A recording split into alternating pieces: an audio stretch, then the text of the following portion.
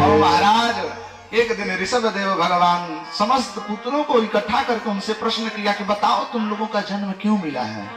खड़ा होकर के बोला कि भैया यावत जीवित सुखम जीवित ऋणम कृत्वा घृतम पीवित कि भस्मीभूतस्य देहस्य पुनरागमनः कुतः। खाओ पियो जब तक जी रहे हो तब तक खाओ पियो, कौन पूछने वाला है। अरे यदि खाने को न मिले तो कर्ज लेकर के भी घी पी जाओ, कौन जानता है मरने के बाद देना पड़ेगा, खाओ पियो ऐस करो। बोले ना ना ना ना, गलत बात है, तुम लोगों को शिक्षा गलत मिल गई है कि नायम देहो देह भाजम नृलोके कष्टान कामान अर्हते विडभुजांगे तपो दिव्यम एन सत्वम लभन्ते नायम देहो देहि भाजान नृलोके। अरे पुत्रों, ये मनुष्य तन केवल खाने पीने के लिए नहीं मिला है, यदि मिलता तो कामान कष्टान अर्हते विडभुजाम में, वो तो सुअर कुकर भी वो ऐसा कार्य करते हैं। जो हम लोग मलाई खा करके आनंद लेते हैं ना, वो बेचारे गधा भी ढेला चाट करके आनंद ले लेता है। आप सब जानते होंगे कि गधा भादों में दुबला हो जाता है और जेठ में मोटा हो जाता है, क्योंकि भादों में चारों तरफ हरियाली रहती है, चरने के लिए जाता है, टेंशन से जाता है, भैया अभी तक कुछ चरा ही नहीं, कुछ चरा ही नहीं। और जेठ के मास में जब पीछे देखता है कि पूरा तो खेत साफ कर दिया, मोटा हो जाता है खुशी से। तो जो हम लोग मालपुआ पकौड़ी खा करके कहते आनंद आ गया भैया, वो महाराज कुत्ता भी जो है ना, वो सूखा रोटी खा करके खुश हो जाता है। हम लोग जो एसी में सो करके गद्दे पर सो करके आनंद लेते हैं ना, वो बेचारे खुजली वाले कुत्ते गली के नाली में पड़ करके भी आनंद लेते हैं, उतना ही मजा आते हैं उनको। कष्टान कामार हरते विडभुजाम में, जो हम सब कष्टों से दुखों से सुख की अनुभूति करते हैं। बताना हम सुखी कहाँ हैं? हम लोग क्षणिक सुख प्राप्त करने के लिए कितना दुख करते हैं। कल्पना करिए, एक सेठ जी थे, ध्यान से सुनना, एक सेठ जी थे, उनको बिना गद्दा बिना माने पलंग पर बिना सोए उनको नींद ही नहीं आती थी। एक दिन आचार्य उनके घर पर गए, बोले कि भैया कहीं तीर्थ व्रत किए हो? बोले कि अभी तो महाराज जी कहीं नहीं गया। बोले कि एक बार हरिद्वार चले जाओ, हरिद्वार का नगरी में जब जाओगे सब तुम्हारा पाप धुल जाएगा और आनंद तुम्हारा होगा जीवन में। अब महाराज ने कहा कि ठीक है, अपने नौकर को बोला कि भैया चलो। अब तो महाराज नौकर तैयार हो गया, अब घर में से अपना टेबल, अपना गद्दा, अपना कुर्सी, अपना तकिया, अपना बेंच, जितना है सब सामग्री रख लिया उस पर गाड़ी पर। नौकर ने पूछा कि भाई ये सब कहाँ लेकर के जा रहे हो? बोले कि भैया क्या करूं, मुझे बिना पलंग के ऊपर सोए बिना नींद ही नहीं आती, इसीलिए लेकर के जा रहा हूं, नींद ही नहीं आती।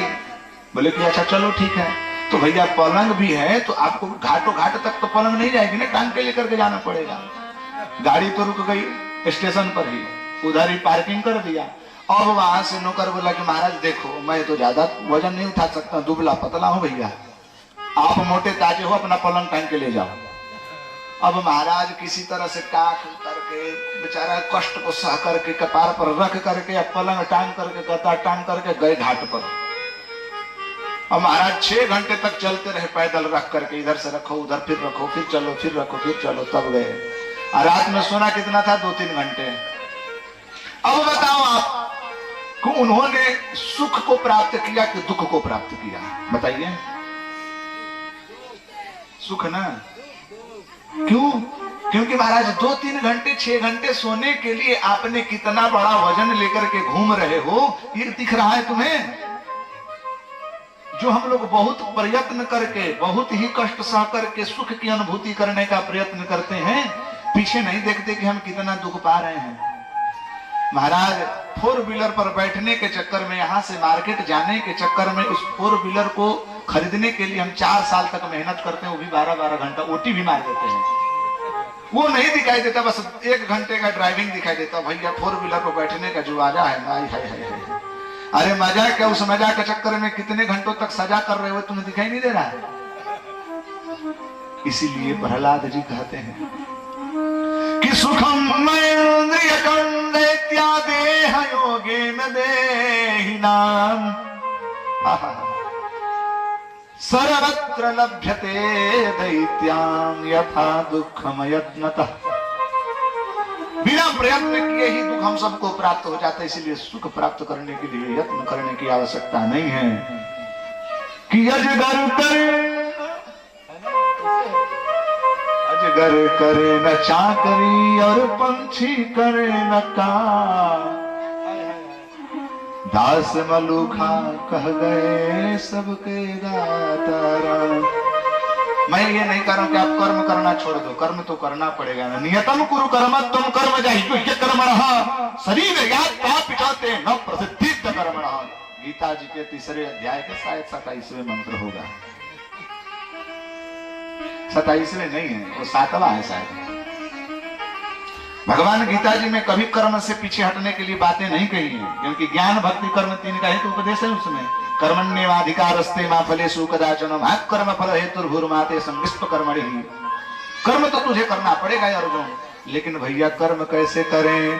5वां अध्याय गीता जी के 10वें मंत्र में कहते हैं कि ब्रह्मण्यधाय कर्माणि संगम त्यक्त्वा करोति यः लिप्यते न स पापेन पद्म पत्रम विवांभसाः। अर्जुन तुझे कर्म जब करना है तो संग से रहित होकर के कर्म कर। ये समझ कि मेरा कर्तव्य है, कर्तव्य का निर्वहन कर रहा हूं, बस आसक्ति उसमें मत रख। आसक्ति रखोगे फंस जाओगे चक्कर में, फिर ढूंढते फिरोगे। पुनरपि जननम पुनरपि मरणम पुनरपि जननी जठरे शयनम कर्माणि बंधीनि मनुष्य लोके अस्मिन् लोके सर्वे मनुष्याः कर्माणि एव बंधने भवन्ति। मनुष्य कर्म के चक्कर में जाकर के वो फिर जन्म मृत्यु के चक्कर में चला जाता है। यही बात हो गई महाराज भरत जी के साथ। भरत जी ने उपदेश को समझा, पिताजी को प्रणाम करके कहा कि महाराज मैं अब यहाँ रहना नहीं चाहता। बोले कि अभी तू राजा है, राजपाट तो करना पड़ेगा तुझे। भरत जी ने राजपाट किया, तदनंतर में जाकर के वहां तट पर तपस्या में निरत हो गए।